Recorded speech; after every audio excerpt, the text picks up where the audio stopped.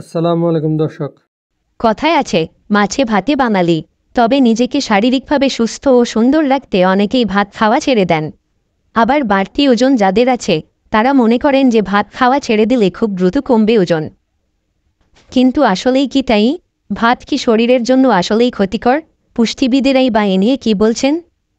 Pan care হাসপাতালের পুষ্টিবিদ সাজিয়া মাহমুদ জানালেন, অনেকেরই ধারণা ভাত খেলে শরীরে ক্ষতিকর প্রভাব পড়ে। এটা একেবারেই ভুল ধারণা। বরং ভাত আপনার শরীরে অনেক ধরনের ভিটামিনের যোগান দেয়। এমনকি আপনার ত্বক ও চুলের যত্নেও ভাত অনেক কার্যকর। ভাতে আছে ভিটামিন বি ও মিনারেল, যা শরীরের জন্য বেশ উপকারী। নিয়মিত পরিমিত পরিমাণে ভাত খেলে আপনাকে গ্যাস্ট্রিকের সমস্যায় পড়তে হবে না, কারণ ভাত হজমে সহায়তা করে। ভাতে থাকা কার্বোহাইড্রেট ত্বক ও চুলের লাবণ্য ধরে রাখতে সাহায্য করে। ভাতে যে ফাইবার থাকে তা ক্যান্সার প্রতিরোধে সাহায্য করে। যারা নিয়মিত ভাত খান তাদের প্রস্রাবে সংক্রমণের আশঙ্কা কম থাকে। অনেকে ওজন কমাতে গিয়ে ভাত বাদ দিয়ে আটা বা ময়দা দিয়ে তৈরি খাবার খেয়ে থাকেন। আটা বা ময়দায় থাকা গ্লুটেন খাবার হজমে বিঘ্ন ঘটায়। আমাদের উষ্ণ আবহাওয়ায় ভাত শরীরকে ঠান্ডা রাখতে সাহায্য করে। তাই বলে যে 3 বেলা গোপাগপ ভাত খাবেন তা কিন্তু নয়। প্রতিদিন 2 বেলা পরিমিত পরিমাণে ভাত খেতে হবে। কোনো বেলায় 1 থেকে 1.5 কাপের বেশি ভাত খাওয়া ঠিক নয়। রাতে ভাত খাওয়ার অভ্যাস থাকলে রাত 8টার মধ্যে খেয়ে নেওয়া ভালো।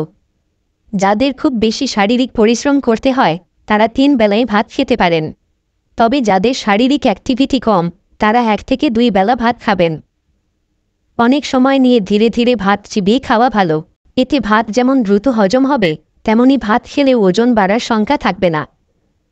খাওয়ার কারণে অতিরিক্ত ভাত খাওয়ার আসক্তি কমে যায়। অনেকেই ভাত রান্নার সময় মার ফেলে দেন। আপনার যদি অতিরিক্ত ওজন না থাকে তবে মারসহ ভাত খেতে কোনো অসুবিধা নেই। তবে যাদের ওজন বেশি তাদের অবশ্যই মার ছাড়া ভাত খেতে হবে। ভাত যে প্লেটে খাবেন সেই প্লেটকে 4 ভাগে ভাগ করে নিন। 1 ভাগে থাকবে 1 কাপ ভাত, বাকি 3 ভাগে থাকবে সালাদ, প্রোটিন ও সবজি। এভাবে নিয়ম মেনে ভাত খেলে আপনিও থাকবেন সুস্থ, সবল ও ফিট। সাথে থাকার জন্য ধন্যবাদ দর্শক। আসসালামু আলাইকুম।